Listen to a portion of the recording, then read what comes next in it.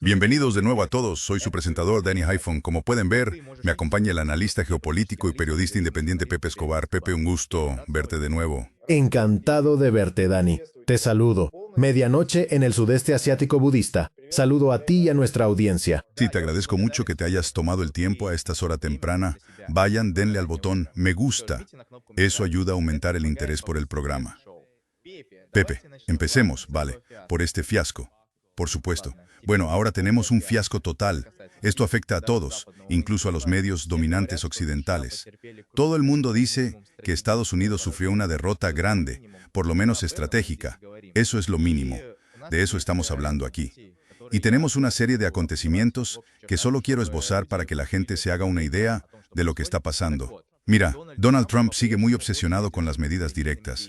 Dice que Irán está haciendo un pésimo trabajo al permitir que tokens no fungibles pasen por su territorio. Y ese no es el acuerdo que tenían.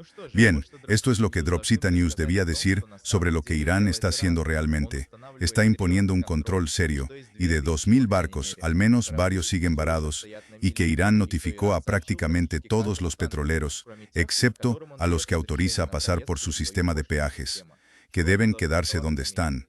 Pepe, esto también hay que tenerlo en cuenta. No sé si viste la noticia. A mí me parece muy importante. Hay un informe sobre Arabia Saudita. Horas después del alto el fuego, Arabia acusa a Irán de atacar su principal oleoducto, el oleoducto este-oeste, que supuestamente es una alternativa al estrecho de Hormuz. No solo ese, sino también otras instalaciones de producción que, según ellos, fueron alcanzadas a la misma hora, pocas horas después del alto el fuego. La producción de petróleo en Arabia Saudita se redujo en 1,3 millones de barriles por día. Irán dice que no lo hizo. Bueno, Irán es Irán, claro, pero sabemos que Irán sí atacó a Arabia Saudita varios días antes del alto el fuego. Además, supimos que Irán no piensa negociar con Estados Unidos hasta que se logre el alto el fuego en el Líbano y hasta que Estados Unidos y Qatar devuelvan los fondos congelados. Entonces, Pepe, ayúdanos a entender qué está pasando aquí. Parece que Estados Unidos intenta obligar a Irán a capitular antes de empezar las negociaciones y que Irán, en esencia, se niega. Pepe. Así es. Primero, porque el alto el fuego fue impulsado por la administración de Donald Trump. Y no solo en los últimos días, ya al tercer o cuarto día de la operación, fue un fracaso total. Pues bien, literalmente, unos minutos antes de hablar, intenté averiguar dónde estaba la delegación iraní. Nadie lo sabe con certeza. En líneas generales, solo se sabe que un avión militar iraní aterrizó en la base aérea militar de Rawalpindi. Taso. Rawalpindi e Islamabad son ciudades vecinas. Si vas en taxi de una a otra, el trayecto dura unos 20 o 25 minutos. Así que efectivamente están allí. Teóricamente están en el Hotel Sirena. Podríamos llamar al Hotel Sirena en Islamabad y preguntar si están allí, pero hasta ahora nadie lo ha hecho. Y si miras los medios iraníes, oficiales y semioficiales, no han salido de Irán. Teóricamente llevan varias horas en el aeropuerto Imam Khomeini. ¿Qué hora es allí ahora? Son aproximadamente las 9:30 de la noche. Todos estamos esperando esos dos momentos que Gali Baf subrayó en algunas de sus publicaciones recientes. El primero es justamente el Líbano. Es exactamente ese Líbano. Es perfecto. Un alto el fuego en Líbano y la liberación de los activos iraníes bloqueados. Esos activos iraníes bloqueados son muy importantes, porque no son grandes sumas, pero sí significativas. Todos los miles de millones están en Qatar, pero los recopiló Corea del Sur y está relacionado con las sanciones de Estados Unidos. Así que ahora tenemos al servicio surcoreano, EMMI, con los banqueros de Qatar afanándose a medianoche. Hay que desbloquear esos 7.000 millones de dólares antes de mañana por la mañana. Me pregunto si podrán hacerlo. Sobre todo porque el sábado por la mañana el banco está cerrado o algo así. Entonces, ¿dónde estamos? No sabemos si están en Pakistán. no estamos seguros de que estén en el aeropuerto de Teherán. Y esos dos puntos no se van a resolver en las próximas horas. Así que, en lo que respecta a estas negociaciones, y claro, los pakistaníes lo hicieron. Fue un espectáculo al estilo Hollywood en el centro Jinnah. Es una puesta en escena realmente bonita y a gran escala en Islamabad. Sillas elegantes, espacio para los medios y todo eso. Pero nadie sabe si eso ocurrirá de verdad. Entonces, ¿dónde estamos? En este momento nos enfrentamos a un problema serio. Al parecer, Vance ya está en camino. Vance debe llegar en las próximas horas, ¿no? Y todo lo necesario ya está listo. Es simplemente impresionante. Es más grande que la vida. Ya sabes, como cuando el presidente de Estados Unidos viaja a cualquier parte del mundo. Entonces, Dani, todo esto es parte de la guerra informativa, porque la guerra informativa se libra en ambos lados, y ambos intentan mostrar quién manda. Pues, estamos en ventaja. Todos ya sabemos quién tiene la ventaja ahora. En cuanto a infligir una derrota estratégica al imperio, todos entendemos lo que está pasando. Pero claro, si miras lo que dijo Vance antes de salir de Estados Unidos, el tono de sus declaraciones no era ese. Tenía un tono bárbaro, pero aún así, amenazante.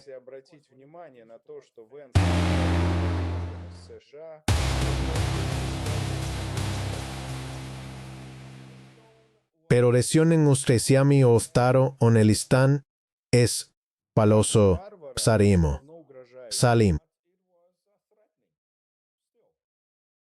Lo confirmé de nuevo ayer. Corríjanme si me equivoco, Dani y todos los presentes. Al principio, cuando Vance se convirtió en vicepresidente, parece que decía que deberíamos bombardear Irán. No sé si eso es cierto o no. Así que hace falta investigar un poco. No he tenido tiempo de averiguarlo. Y, obviamente, con el tiempo cambió de opinión. Y al parecer, eso tampoco está confirmado. Él se opuso a la operación épica. Estuvo en contra hasta el final. Pero eso si creemos a The New York Times. Y nosotros, claro, no creemos en The New York Times. Así que todo eso está en duda. Una cosa está clara. Está jugando una gran partida política relacionada con sus ambiciones presidenciales. Él claramente quiere pasar por pacificador. Por supuesto, sus posibilidades son prácticamente nulas, quizá medio punto porcentual, pero eso es precisamente de lo que habla. Esto sin duda está ligado a su carrera. Así que todas estas variables juegan su papel, ¿verdad? La variable pakistaní es una variable muy complicada, pero interesante. Por ejemplo, compartí en mi canal de Telegram el enlace a un artículo brillante de uno de mis mejores amigos en Islamabad, Junaid Ahmad. Junaid es profesor de estudios islámicos, pero además es un muy buen analista geopolítico. Él dice que, aunque se le pueda llamar un giro muy diplomático, en esencia es una junta militar disfrazada. Porque ahora, en Pakistán el que manda es el mariscal de campo Asim Munir. Desde luego, no es el primer ministro Shehbaz Sharif, pero se han posicionado con mucha habilidad. Yo no diría que como meros mediadores.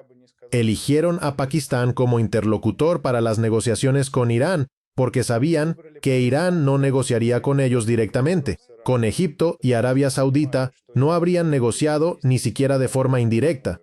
No habrían negociado con Turquía, pero Pakistán es otra historia. Así que la administración de Donald Trump claramente utilizó a Pakistán y los pakistaníes son muy listos. Ellos, ya sabes, sacaron de esto el máximo provecho. Y ahora su posición geopolítica en el mundo ha mejorado drásticamente. En cambio, India ahora está, por así decirlo, llorando. A la India no le presta atención nadie. Pero el problema es que en este intercambio de mensajes, otra vez, no se tuvieron en cuenta las diferencias culturales. Todavía no sabemos con certeza si los pakistaníes le entregaron a los estadounidenses una traducción real del persa al inglés hecha a partir de un documento de 10 páginas, o si los estadounidenses lo recibieron y, evidentemente, están mintiendo. Hay dos opciones. Los iraníes recibieron el punto 15. Verás, en el punto 15 hubo una transición muy complicada del inglés al persa. Lo leyeron y ya sabían lo que decía, ¿cierto? En cambio, el punto 10 es otra historia. Todavía hay acalorados debates sobre lo que realmente dice el punto 10, pero ahí todo es sencillo. Vayan al enlace en X. El punto 10 fue publicado en X en inglés y queda ahí para siempre. Ustedes saben que todos entendían de qué hablaba el punto 10. Así que la Casa Blanca no puede decir no. Eso no estaba en el punto 10. No, eso es todo. Eso es exactamente lo que ahí dice. Así que yo diría que ahora todos estamos en un laberinto del que solo se sale si sabes a dónde ir. Y eso es apenas el 2 o 3% de todo el laberinto. Sí. Y claro, nadie sabía que al día siguiente iba a ocurrir algo parecido relacionado con el Islam. Sí, la quesamente metistamente y serás estabunide que yetos o rece otistames en Kaab. Sí, y lo mismo pasa con Pepe y la situación en el estrecho de Hormuz. ¿Hace cuánto tiempo anunció Irán que iba a cobrar por el paso de los buques y empezó a cobrarlo? Por ejemplo, Fox News. Voy a ponerlo. Están muy sorprendidos. Acaban de enterarse de que esto ocurre con el conocimiento del presidente. Y tienen fuentes internas que dicen que el estrecho de Hormuz está de hecho bajo el control del Cuerpo de Guardianes de la Revolución Islámica. Inteligencia Israel. Lo sabías. Ahora lo verás.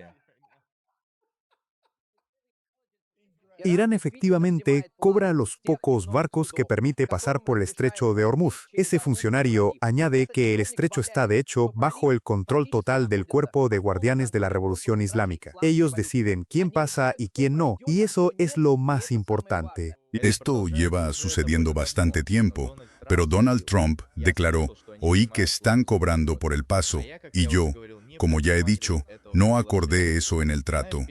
¿Sabes, Pepe? Todos estos hechos apuntan a la implicación de Estados Unidos. Parece que ahora, bajo Donald Trump, no sé si lo has visto, está pasando lo mismo. Los Estados Unidos con Trump intentan mostrar su fuerza. Veremos qué pasa dentro de 24 horas.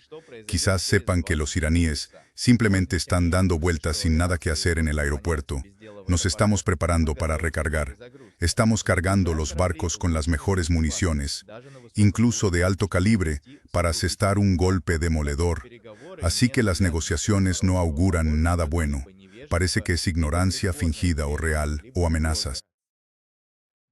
Ambas cosas. Dani, ignorancia, fingida o total, que es aún peor. Obviamente, nadie del entorno de Trump, lleno de aduladores y serviles, le transmite información real. Es simplemente inconcebible.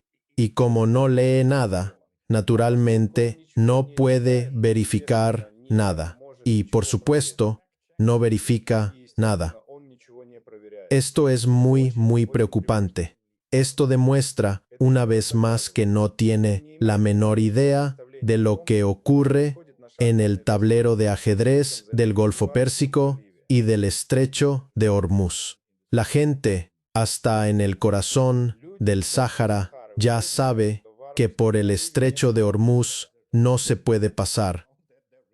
Muchos de nosotros explicamos cómo funciona. Hay que obtener permiso de las fuerzas navales del Cuerpo de Guardianes de la Revolución Islámica. Hay que pagar por el paso. Se puede pagar en yuanes, en criptodivisas, en petroyuanes, en lo que sea. Luego, recibes la señal, cruzas el estrecho y ya está. Y están introduciendo cambios continuamente. Cada día aparecen nuevas reglas. En las últimas 24 a 48 horas han pasado muy pocos petroleros por el estrecho. Ayer pasó un petrolero ruso. Fue muy interesante. El petrolero ruso iba de este a oeste por el estrecho de Hormuz y llegó hasta carga en el noroeste para cargar petróleo y luego ir a otro lugar. Quizá pertenece a la flota sombra de Rusia. Puede ser un petrolero ruso totalmente legal, pero lo más probable es que de regreso vaya hacia la India. China no necesita petroleros rusos para eso. China tiene su propia flota, por así decirlo, sombra, que en realidad no es sombra. China tiene al menos 26, 27 o 28 petroleros que navegan sin problema entre Hormuz y las costas de Irán y Omán. Y por supuesto, ya empezó el proceso de establecer puntos de cobro. Empezó con lo que tenemos ahora. Esto es muy importante porque Irán trazó una nueva ruta para los petroleros. Antes solían cruzar el estrecho de Hormuz por su parte central, por así decirlo, a igual distancia de las costas de Irán y Omán. Ahora tienen que pasar muy cerca de las aguas territoriales iraníes entre la isla de Kashim, la isla grande, y Larak, la isla pequeña. Es decir, los petroleros no pasan por aguas internacionales, sino por aguas iraníes, y eso da una base legal para establecer puntos de cobro. Exactamente. Fue brillante.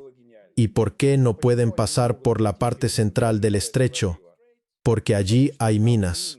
La Armada de los Estados Unidos minó el estrecho, por eso nadie puede cruzar.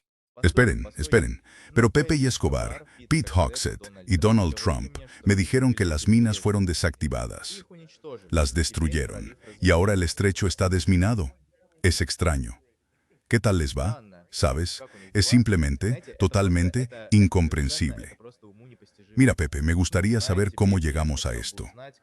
Porque, como sabe, los países del Golfo Pérsico, por ejemplo, Arabia Saudita, se quejan de los daños a sus instalaciones petroleras. Los Emiratos Árabes Unidos y Bahrein insisten en que el estrecho de Hormuz no esté bajo control de Irán. Además, está el informe que usted mencionó antes, donde hablaba de Donald Trump. La administración de Trump estuvo presionando a Pakistán para convencer a los iraníes de aceptar un alto el fuego y reanudar la navegación por el estrecho de Hormuz. Pakistán debía actuar de intermediario y convencer a Irán. Y luego usted, Pepe, escribió en su último artículo sobre lo que nos llevó a esta situación y Barbaria se rindió estratégicamente. La civilización vence. ¿Cómo se produjo esa capitulación? Muchos temen que Estados Unidos esté actuando como en el caso de Ucrania. Buscan un alto el fuego, lo obtienen y se rearman. Irán, al parecer, no está tan preocupado. Quizá pueda explicar lo que expuso aquí, dadas las circunstancias. Mina. Sí, es una capitulación estratégica temporal.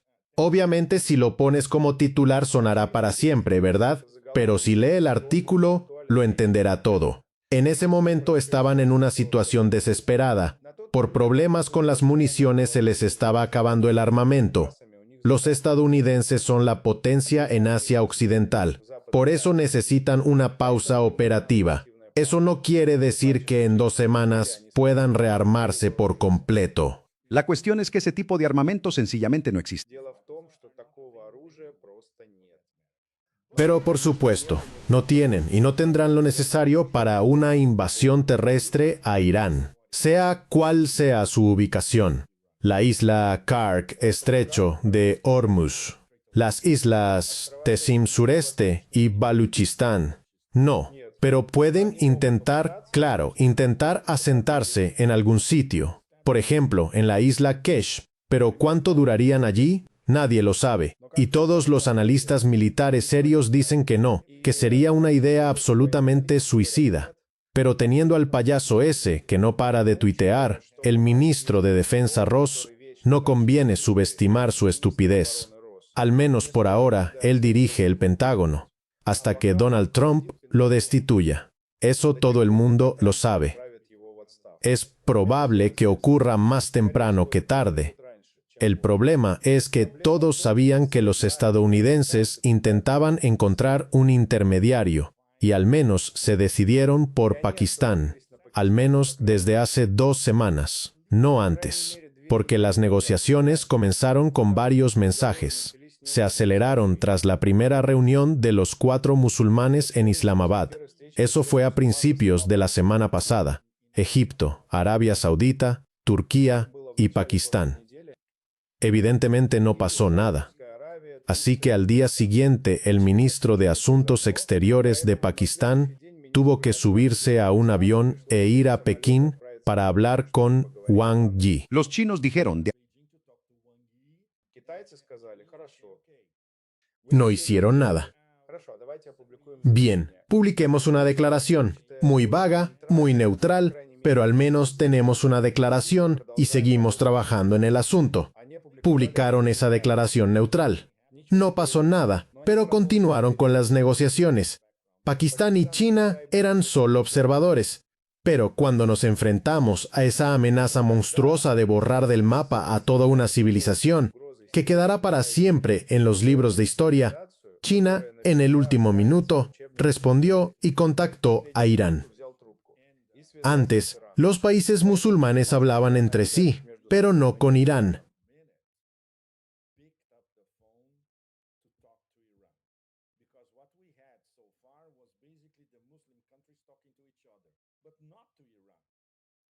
es decir, en la práctica, los chinos se negaron.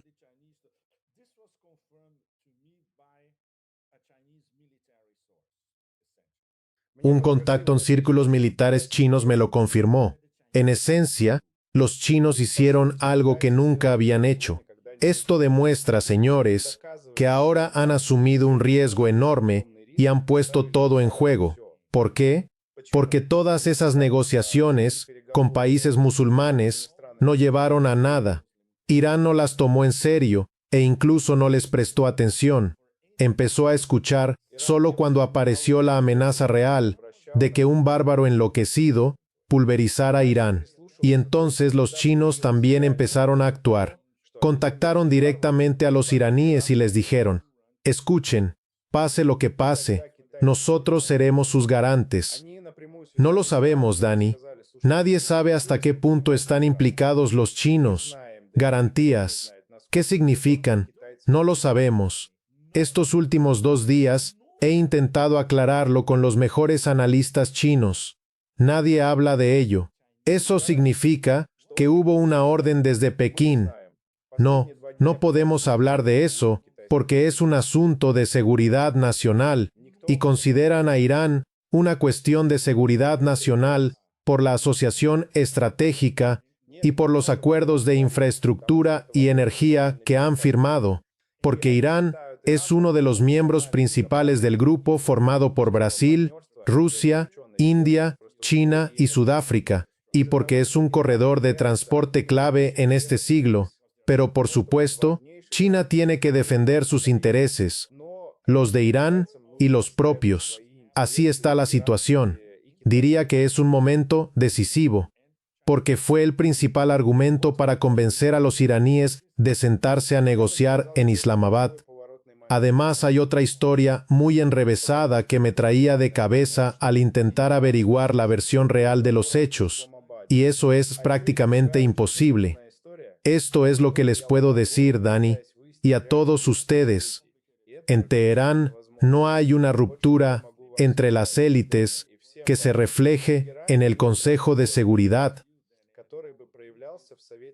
Chin.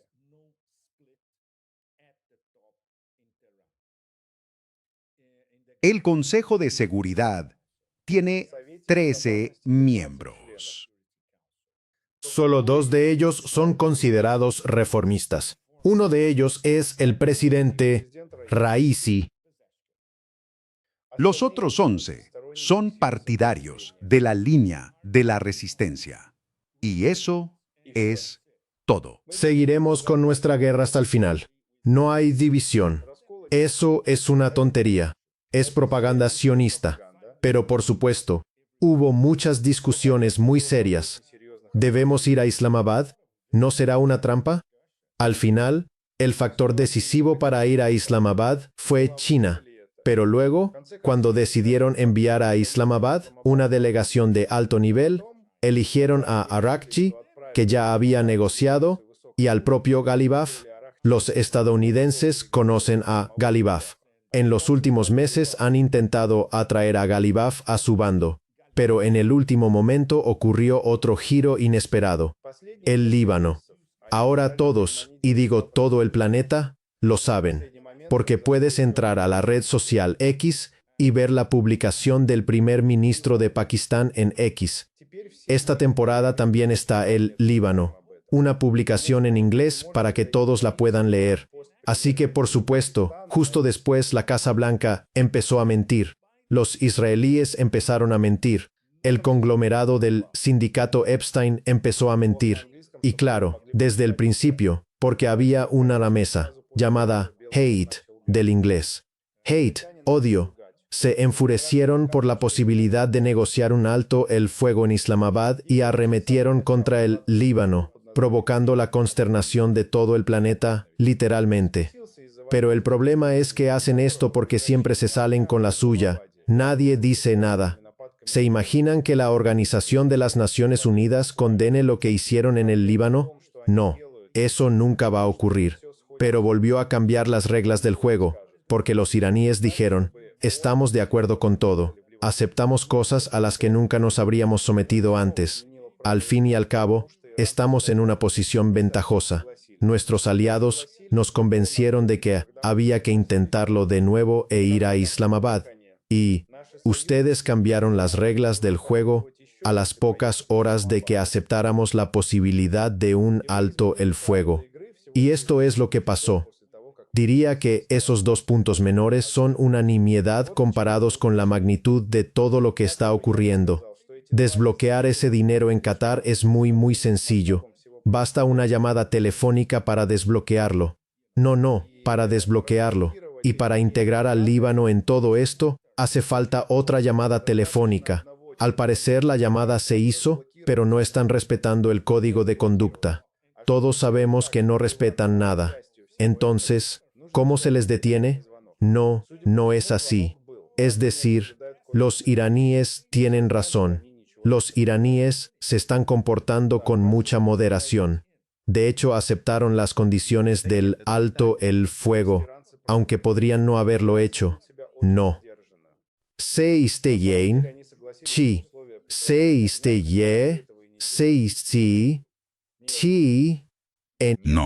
No tenían por qué. Y tengo quizá la siguiente pregunta. Creo, Pepe, que tu valoración, tu juicio razonado sobre lo ocurrido entre China e Irán difiere de lo que piensan algunos, de que ocurrió, es decir, que China obligó a Irán a hacerlo. ¿Cuándo actuarían de esa manera? No funcionan así. Sí. También me intriga porque muchos de los que ven el programa se preguntan para qué iba a hacer esto Irán, si no están obligados y si controlan la situación por sí mismos. Quiero preguntarte por el capital diplomático, porque ahora, cuando controlan la situación, tienen la oportunidad de presentarse en la escena internacional con una propuesta de cese de hostilidades, sin dar al bloque occidental la oportunidad de decir: miren lo que Irán está haciendo militarmente. Pueden decir: mirad nuestras condiciones, mirad lo que queremos. ¿Qué opinan todos al respecto? No creo que crean que los Estados Unidos estén dispuestos o siquiera considerando cumplir muchas de esas demandas, pero ahora parece que Irán tiene la oportunidad de mostrar al mundo quién es en realidad. Me parece una idea interesante. Me lo pregunté cuando pensé por qué, digamos, hicieron una pausa. Podrían reanudar las hostilidades. Pero, como dijiste, los Estados Unidos no pueden realmente rearmarse. Quizás sí puedan hacer algo, pero para rearmarse de verdad, hacen falta varios años para fabricar y entregar ciertos tipos de armamento. Por eso me interesa qué opinan de crear un centro diplomático en esta fase de la guerra, con tantas variables en juego, incluida la posibilidad de que de todos modos vuelvan a reanudar las hostilidades. Se comportan de forma muy diplomática y cautelosa. Así que podemos imaginarnos el tono de las conversaciones entre las 13 principales figuras. Tuvo que ser algo impresionante.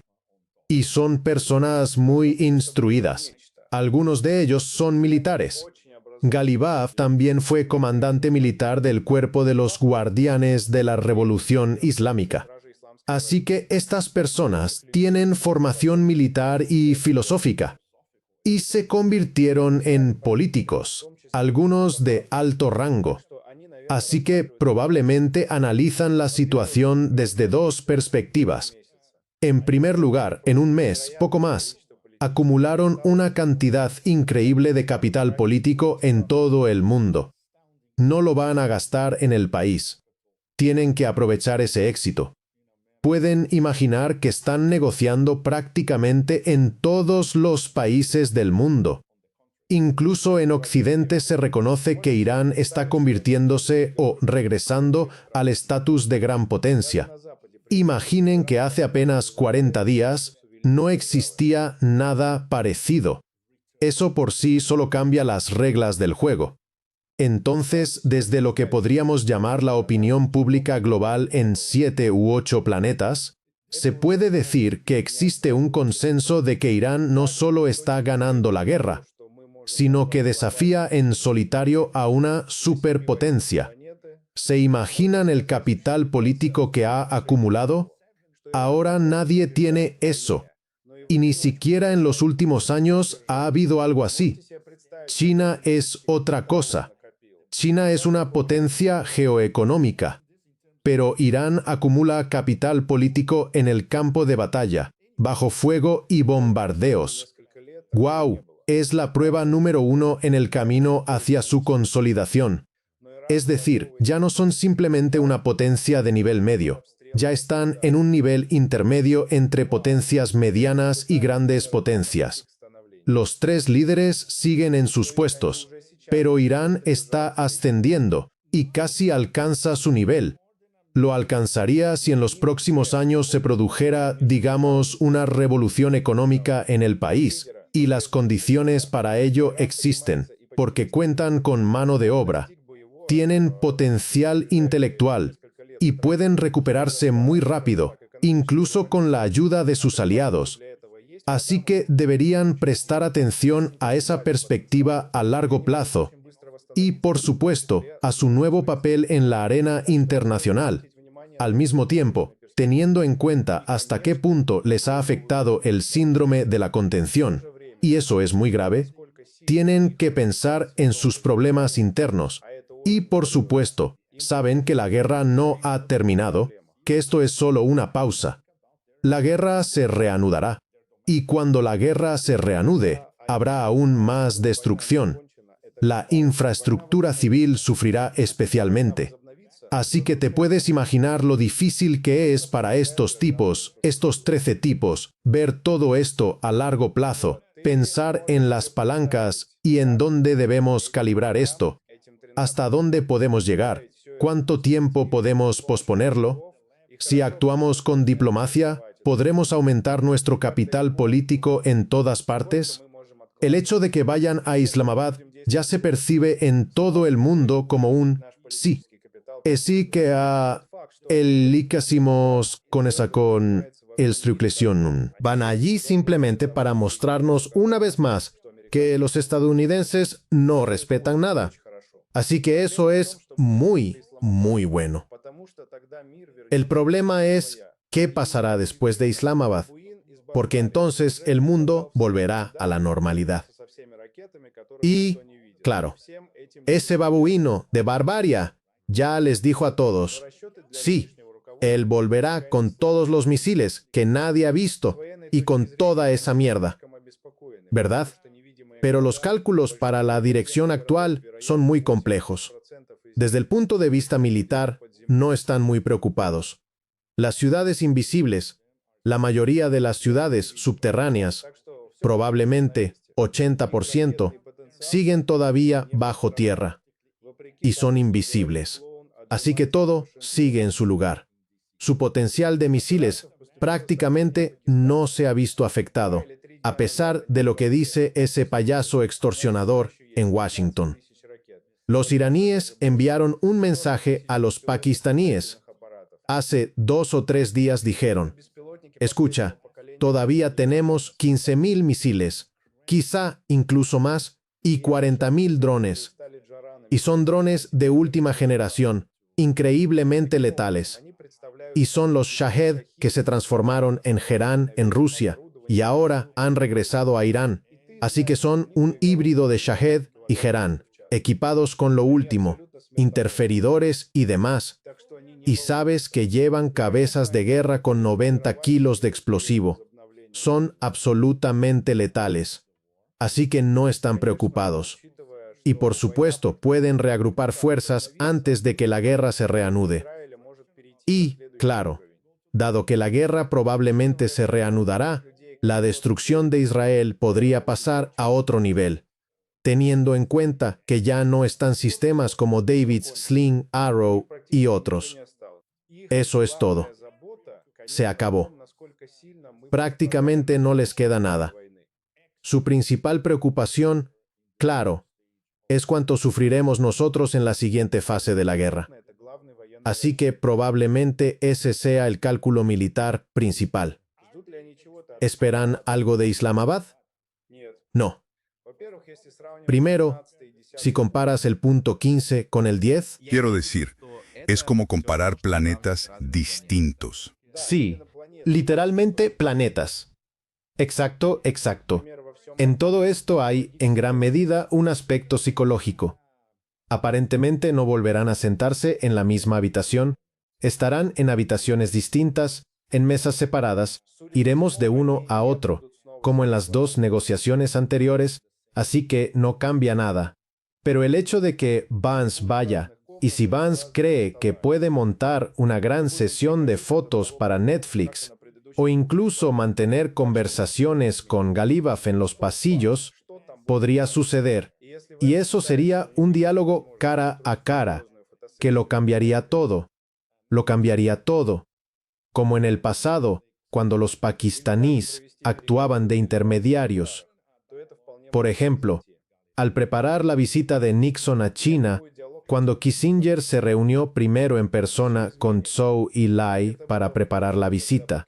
Y Kissinger quedó encantado, porque la apertura estaba en un nivel completamente distinto. ¿Me entiendes? Y luego, cuando volvió a la Casa Blanca, dijo, escuchen, tienen que ir allí. Tienen que hablar con esa persona cara a cara. Ahora estamos en una situación completamente distinta. Pero si Vance estudió en la Universidad de Yale, al parecer sí lo hizo. Veamos qué aprendió. Estoy seguro de que si se vuelve, aunque sea un poco más inteligente, entenderá que puede salir de esta situación con la cabeza alta. ¿Los iraníes cuentan con eso? No, pero eso podría pasar. Y, claro, ¿renunciarán ellos a sus 10 demandas? No. Así que nos espera otra vez un diálogo muy complicado e indirecto. ¿Están los estadounidenses dispuestos a ceder, teniendo en cuenta todo lo que oímos, Dani? No lo creo. Podrían ceder, por ejemplo, en la cuestión de suavizar sanciones en Naciones Unidas, porque esa decisión no depende directamente de los estadounidenses. Eso sería una decisión del Consejo de Seguridad de las Naciones Unidas. Si los estadounidenses no votan a favor, se acabó. Ya no habrá sanciones de Naciones Unidas. Pero las sanciones estadounidenses son para siempre. Todos lo sabemos, ¿no? Sigue, por favor. Entiendo que lo besas. No, sí, no. Muy buenos argumentos, Pepe. Y saben, me parece que Estados Unidos ya ha recurrido más de una vez a suavizar sanciones en otros casos, posiblemente para allanar el camino a pequeñas concesiones. Sí, en efecto, para Estados Unidos es un problema de imagen, porque a puerta cerrada dicen cosas que no dicen en público. Pero probablemente por lo bajo se quejan de lo que estamos discutiendo y dicen que no pueden cambiarlo. Pero en público dicen una sola cosa, el imperio. No podemos permitir que parezca que estamos perdiendo. Pero tenemos noticias de última hora, Pepe, que podemos confirmar o sobre las que podemos reaccionar. Nuestro amigo Geopolotex, que monitorea datos de radar, informó que 2 aviones de pasajeros de la aerolínea iraní Mirage están volando ahora hacia Pakistán, presumiblemente con una delegación iraní para negociaciones. Equipo, de momento no sabemos los detalles. Mientras tanto, medios israelíes informan que se espera un anuncio de alto el fuego en Líbano, aunque no he podido verificar la fuente. Así que, puede que estemos más cerca de averiguarlo. Eso significa que los medios pakistaníes mintieron. Eso es malo. Muy mal. Y los medios oficiales y semioficiales iraníes decían lo mismo. Ahora están esperando en el aeropuerto Imam Khomeini. Así que, al parecer, ¿es verdad? ¿Sí? Sí. Sí. Y creo que tendremos que ver qué pasa después, Pepe. Pero oye, hablemos de otra cosa. ¿Puedes contarnos cuál es la postura de los países del Golfo Pérsico? Verás, los grandes medios ensalzan a Irán. Por ejemplo, The New York Times lo publica en todos lados. Irán ahora es una potencia global y regional. Esta guerra, que según Estados Unidos ellos ganaron, ha fortalecido a Irán. Irán se ha vuelto más fuerte. Incluso los comentaristas más anti-iraníes reconocen ese hecho. Por ejemplo, The Guardian escribe que Irán está debilitado, pero es fuerte estratégicamente. ¿Entiendes? Se habla mucho de eso, pero los países del Golfo Pérsico siguen manteniendo una postura muy dura hacia Irán. Parece que están desconcertados. Se ve en las declaraciones de analistas de los Emiratos Árabes Unidos en X. Se ve en las declaraciones de los gobiernos de los Emiratos Árabes Unidos y Bahrein. Todos ellos adoptan una postura muy dura frente a Irán. Me interesa saber qué opinas. Para ellos, esto es un juego delicado, porque muchas de las exigencias de Irán tendrían consecuencias muy serias para ellos. Por ejemplo, la exigencia de eliminar la presencia militar de Estados Unidos en la región, que ocupa el primer lugar en la lista de demandas. Bueno, lo primero, eso ya es mucho. El Consejo de Cooperación de los Estados Árabes del Golfo Pérsico ya se está desintegrando. 2 miembros del Consejo, Qatar y Omán, ya han dicho que no son anti-iraníes. De hecho, se declaran neutrales. Quieren llegar a un acuerdo. Eso ya es un gran paso. Es muy complicado. Kuwait y Bahrein. Bahrein básicamente se está desmoronando. Y todo lo relacionado con la presencia de Estados Unidos, allí está prácticamente destruido. Nuestros amigos en Irak, los expertos, llevan tiempo diciendo que esto podría ocurrir tarde o temprano.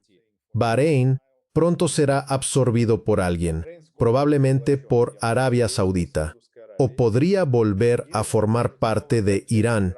Al fin y al cabo, antes fue parte de Irán, pero eso aún está en duda. Arabia Saudita. Los Emiratos Árabes Unidos prácticamente están en guerra con Irán. No todos los Emiratos. Por ejemplo, Sharjah. No, nada de eso. Me refiero a Dubái y Abu Dhabi. Así que los iraníes se disponen a atacar a los Emiratos Árabes Unidos. Eso no admite duda. Quizá no de inmediato, pero pronto. Al fin y al cabo, ya han destruido el modelo de negocio de Dubái. El siguiente paso será destruir los ingresos petroleros de Abu Dhabi. Queda Arabia Saudita. Nadie sabe con certeza qué juego están jugando. Y si ya han decidido, si Mohammed bin Salman Al Saud ha decidido intentar diversificar sus intereses y alejarse de los acuerdos con la Agencia Internacional de Energías Renovables y de todo ese enredo, si lo hace, será un riesgo enorme, porque podría perder todo su dinero que, como sabemos, está en Londres y en Nueva York. Las relaciones entre Arabia Saudita, Rusia y China son muy estrechas, así que sin duda se habla mucho de ellos entre bastidores. Tanto los chinos como los rusos probablemente se lo están diciendo a Mohammed bin Salman Al Saud. Fíjate hacia dónde sopla el viento, ¿verdad? Así que todavía se están cubriendo. Y lo que publicaron oficialmente, creo que hace 1 o 2 días, es la lista de todas sus instalaciones que resultaron dañadas. Y lo que están perdiendo. Al parecer, están perdiendo exportaciones de 700,000 barriles al día. No son solo 1 millón, sino 1,4 millones, más o menos. Pero aún así, 700,000 es muchísimo. Y todavía no sabemos con certeza quién atacó el oleoducto este-oeste que va a Jambu, evitando el estrecho de Hormuz. Eso aún no está del todo claro. No, no, Para nada, para nada. no es así. ¿Irán, no? Arabia Saudita dice que fue Irán. Irán lo niega. No, ellos dijeron que no fueron. No fuimos nosotros. Sí, sí. Y quiero decir que Irán atacó a Arabia Saudita. Y cuando atacaron las refinerías, eso también repercutió en toda esa zona. Pero estratégicamente así es como se ve, ¿no? Y estratégicamente da la sensación de que atacaron al objetivo, no que respondieran a ese ataque. Fue, quiero decir, demoledor. Eres un gran bromista, ¿no? Dani, el gran bromista, eso es. Bien. ¿Hacia dónde se inclinará Arabia Saudita? Examen intermedio, a corto plazo. Nadie puede decirlo con certeza. Examen intermedio, ¿verdad? Y, claro, en cuanto a si actúan correctamente, si este nuevo mecanismo funciona, y si no, pues este nuevo mecanismo funcionará. ¿Aceptarían los Emiratos Árabes Unidos pagar una tasa sobre sus exportaciones, explotar petróleo con la ayuda de terroristas iraníes? No, no en aguas territoriales, por eso actúan así. Están furiosos. Sí, están pisando un campo minado, sin duda. Y eso puede explicar por qué adoptaron esa postura al principio. En esencia, apoyan a Estados Unidos y están en guerra con Irán. Para el Consejo de Cooperación de los Estados Árabes del Golfo Pérsico, esto trae graves consecuencias, no hay duda. Por ahora, esto no es una prioridad para el Cuerpo de Guardianes de la Revolución Islámica, pero pronto lo será. Pero ya saben, al final esto llevará a la disolución del Consejo de Cooperación de los Estados Árabes del Golfo Pérsico, colapso interno, ruptura interna. Sí, la situación en los países del Golfo Pérsico es mala, sobre todo teniendo en cuenta que todas esas negociaciones afectarán a muchos asuntos que les atañen, que les afectan a todos. Me refiero a lo que dijiste antes sobre Qatar y Amán. Eso es muy interesante. Quiero decir, con Amán no es tan inesperado, pero es muy interesante que Qatar cambiara tan rápido de postura tras lo que le hizo Irán. Son oportunistas en energía, en extremo oportunistas. Cuando vas a Qatar y hablas con algunas de esas personas, y tengo amigos que han hablado con miembros de la familia real Al Thani, te das cuenta de que son hiperoportunistas. Eso es todo. Vieron por donde soplaba el viento. Literalmente en su propio país, tras el ataque iraní, sufrieron mucho. Olvidé el nombre de la empresa, pero recuerdo que la instalación quedó gravemente dañada. Ras Nafar. Creo que Ras Nafaría. Así que perdieron el 17% de sus volúmenes de exportación de gas natural licuado. Son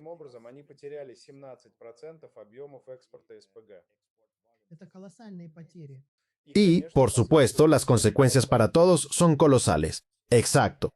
Así que después de eso, claro que se dieron cuenta. Sí, saben un poco lo que pasó con el aeropuerto de Dubái. No quieren que lo mismo le pase a Doha ahora. Ahora Doha se convertirá en el aeropuerto número 1 del Golfo Pérsico. Punto. Ya es el aeropuerto más moderno, es muy cómodo para los pasajeros, es un aeropuerto enorme y será el aeropuerto número 1, incluso para Qatar Airways, Emirates y, Dios mío, Etihad, se avecinan tiempos difíciles. Mitur, moi lusas emelas encos ukinsithin. Sí. Creo que Pepe está más cerca del final. Quizá ahora nos cuentes cómo ha cambiado el equilibrio de poder y cómo afectará al dominio de Rusia, China e Irán, ya que ahora se han convertido en potencias mundiales. La ruptura del bloque occidental ha hecho que Irán se convierta en una potencia mundial. ¿Cómo cambia esto la situación en general? Porque hasta el 28 de febrero muchos, creo yo, eran pesimistas respecto a un mundo multipolar. Vieron lo que le pasó a Irán desde el primer día. Ha pasado mes y medio y los principales medios no dejan de decir que Irán es una potencia mundial. ¿Qué implica esto para el resto del mundo? Estos son solo 4 pasos, y hay eventos de mayor envergadura vinculados a estos grandes cambios, en los que Irán ahora juega un papel importante, quizá uno de los principales, en un mundo en transformación. Bueno, es otra lección de la historia. ¿No es así, Dani? Un mundo multipolar no puede surgir en salas de negociación asfixiantes. Lo repiten en todas las cumbres Sherpa y similares.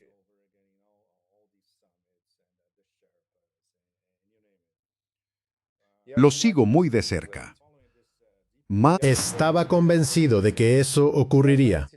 He hecho bastante para explicar la importancia del papel que juegan Brasil, Rusia, India, China y Sudáfrica en un mundo multipolar.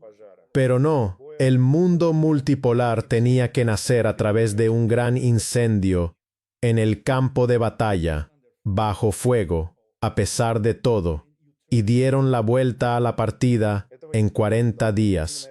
Nadie lo esperaba, pero eso es exactamente lo que está pasando.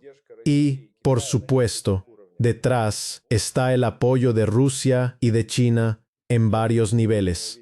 Es una locura. Estoy en el ocaso de mi carrera como analista, reportero, nómada y demás. Nunca lo habría creído. Jamás habría imaginado que llegaría a hablar de la hegemonía de un nuevo triángulo de Primakov: Rusia, Irán y China. Primakov hablaba de Rusia, India y China cuando, a finales del siglo XX, acuñó esta expresión. Ahora, tenemos un nuevo triángulo de Primakov, países que realmente están abriendo el camino hacia la multipolaridad. Y ese camino pasa por el fuego.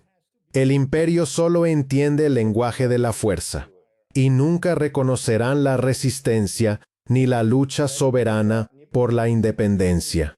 Por ejemplo, con Rusia se ven obligados a respetarla, porque Rusia es una potencia nuclear. ¿Potencia? Desde Estados Unidos nunca han considerado a Rusia un estado soberano. Occidente cada siglo intenta ir allí y destrozarla, pero con Irán es mucho más complejo, porque Irán no es una potencia nuclear. Eso dijeron desde Estados Unidos. Iremos un fin de semana, lo arreglaremos todo y veremos qué pasa. Así que, desde la perspectiva de un giro histórico que cambie el juego, está bien. La gente lo estudiará hasta el siglo XXV. Y todo ocurrió tan rápido.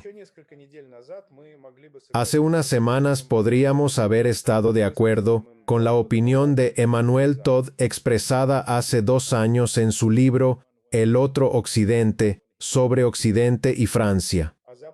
La tesis principal sostenía que a Trump le tocaría aceptar la derrota estratégica de Estados Unidos en Ucrania.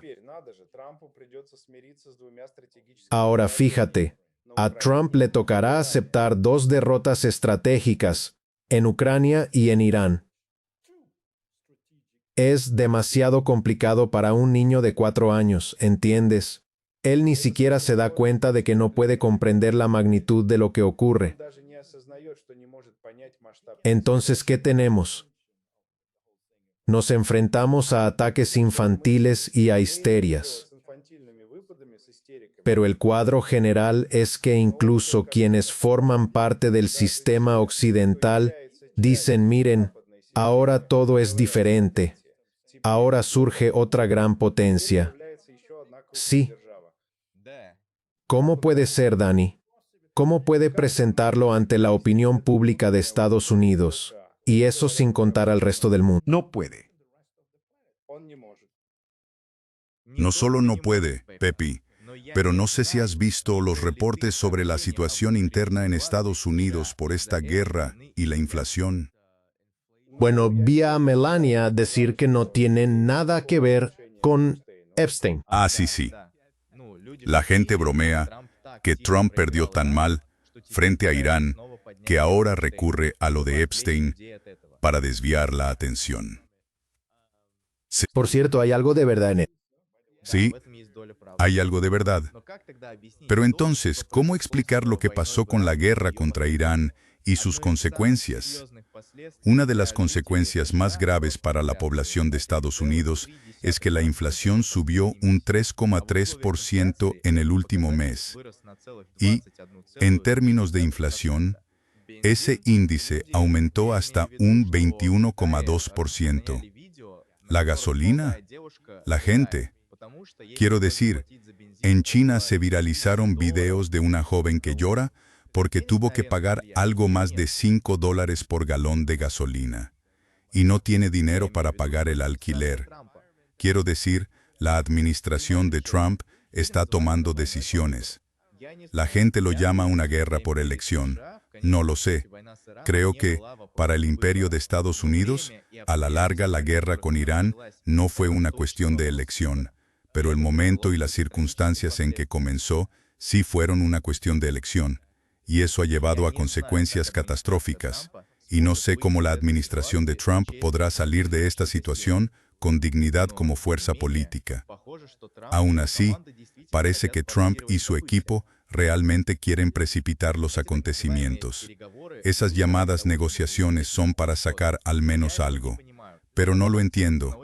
Puede prolongarse mucho tiempo, o quizá nunca llegue a nada. No creo que exista una opción intermedia, no creo que haya término medio. Permíteme preguntarte, Dani, como presentador, ¿qué opinas? ¿Qué puede conseguir la administración de Trump si no tiene ninguna carta fuerte? Lo único que puede lograr la administración de Trump es, si tienen, no sé, no lo he visto en los 2 periodos de Donald Trump, si contratan a alguien que pueda convertir la derrota en victoria con relaciones públicas. Eso es lo único que creo. No puedo imaginar que Irán vaya a capitular. Lo que sí le gustan son las concesiones. No sé qué podría considerar Irán como concesión, salvo alguna versión de lo que ya planteó ante Estados Unidos. Quizá podría decirse de otra forma. Aún así, lo de imponer peajes en el estrecho de Hormuz y todo eso no lo veo como una muestra de presencia militar iraní. En la región de Irán, puedes presentarlo como quieras, pero tienes que hacerlo. Y Irán no va a dejar de exigirlo, ni hablar de ello de esa manera. Así que, en realidad, Estados Unidos no tiene nada salvo posiblemente la esperanza de que a la administración de Trump le vaya mejor. Espero que puedan hacerlo, que encuentren la manera de convencer eficazmente al público de que sacaron victoria de una derrota estrepitosa. Pero no lo hemos visto, y no es así. Lo único que hacen es darse golpes en el pecho y decir lo grandes y poderosos que son, como si todo el mundo los apoyara. Mira, es porque no tiene ningún sentido, y siento que aún nos queda mucho por saber sobre esto. Y quién sabe, podríamos volver a una situación bélica, ¿me entiendes? Podría estallar pronto otra guerra abierta, aunque tiendo a creer a Scott Ritter y a Larry Johnson. Vinieron a mi programa, y tiendo a creerles cuando dicen que no está claro si Estados Unidos tiene algo que se pueda atacar. Y si empiezan a atacar aquello que, según ellos, piensan atacar, entonces se puede dar por acabada la partida. Y personalmente creo que, en parte por eso China y Pakistán se involucraron en el conflicto, porque vieron que si Estados Unidos, aunque sea un ápice, daña la infraestructura de Irán, la que prometieron borrar del mapa, entonces Irán hará lo mismo con los países del Golfo Pérsico. ¿Y qué pasaría entonces? Sería una catástrofe no solo para la economía mundial, sino para todos los involucrados, Estados Unidos, Pakistán y, en realidad, para todo el mundo. Alguien dijo, y yo estoy de acuerdo, que temían que Arabia Saudita invocara el Tratado de Defensa Mutua y no querían verse obligados a participar. Así que la situación es muy peligrosa y me parece que, desde el punto de vista de Estados Unidos, es simplemente un mal escenario. Lo que acabas de decir, Dani, forma parte de la estrategia de Pakistán. No pueden permitir que ocurra algo que obligue a Arabia Saudita a invocar la defensa mutua. Esa posibilidad nos aterra. Exacto. Sí, O sea, sí, quiero decir que esto es una catástrofe. Si se llega a involucrar, sería una catástrofe para todos los países del Golfo Pérsico. ¿Entienden? Para países con monarquías, cuyos gobernantes solo están en la cima. Su principal recurso mundial es el petróleo, el gas y cosas así, y no tienen prácticamente nada más. Apenas son capaces de mucho, no tienen apoyo interno, dependen del caos, de Estados Unidos y de Israel. Se han quedado en una situación muy desventajosa. Estados Unidos e Israel ya han hecho eso con Irán. Pero, en general, desde el punto de vista de Estados Unidos, no se trata de un engaño ni de decir que Irán simplemente arrasó con Estados Unidos. De hecho, fue Estados Unidos quien lo provocó, y a Irán se le presentó la oportunidad de llevarlo a cabo y de resistir. Y eso fue lo que hizo. Y ahora Estados Unidos cosecha las consecuencias de sus acciones, intentando encontrar una salida a la situación en la que se metió. Pero yo no lo entiendo. No lo entiendo. Así que los próximos días, o incluso la próxima semana, serán muy interesantes, creo. Pepe, ¿tienes algo que añadir? Sé que ya hemos pasado el límite de 1 hora. ¿Tienes algo que agregar? no, creo que eso es todo. Solo nos queda esperar a ver si aparece algo desde Islamabad. Ninguno de nosotros cree que vaya a pasar algo, pero tal vez ocurra un milagro en el último minuto. Sí. Solo añadiré algunos superchats así. Deberías añadir un vídeo con un set de Lego en la cabecera. Sí, un video con un set de Lego, claro. Yo lo pondría, pero he oído que bloquean a la gente por subir ese tipo de videos en YouTube, así que por ahora no lo he hecho. Sí, pero parece que bloquearon la cuenta de Lego. No sé si en YouTube o en otra parte, Así que parece que en YouTube se pueden encontrar por... pero en todos los videos de Lego parecen estar de más. Correcto. Gracias a todos por su generosidad. Y ahora sin más, quiero decirles que pueden ir a la descripción del video y encontrar el Telegram y la cuenta de Pepe Escobar en X, así como el enlace al artículo que compartimos hoy. Y no olviden darle me gusta. No olviden suscribirse a todos esos canales para apoyar este canal y todas las fuentes. Volveré, pero me voy pronto. Les contaré qué está pasando. Mientras tanto, publicaré algunas entrevistas. ¿Vas a Asia? Sí. Me voy a Asia. Bien. Nos quedaremos en Asia un tiempo. Sí. Les contaré lo que pasa cuando llegue.